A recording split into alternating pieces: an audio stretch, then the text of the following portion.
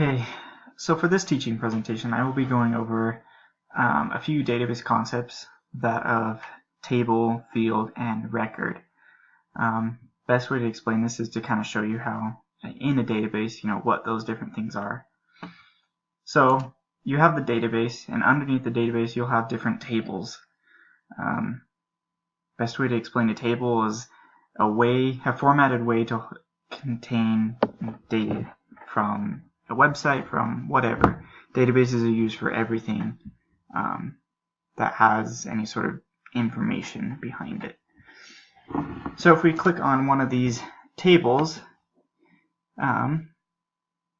we can see that this one, doesn't have very many columns, but there's a column called category ID, and this would be a field, something that is filled in when you add a row or record to that table.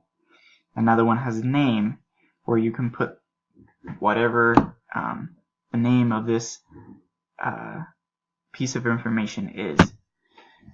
This is a very simple table where it has an ID and just a name, but we can go to a more complex one like the inventory table that we'll be working with in this class, where there are various fields, various columns that you put information in.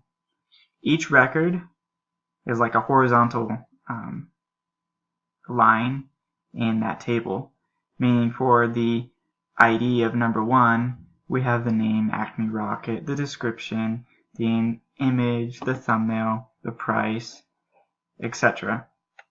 And so each column is filled in for each record.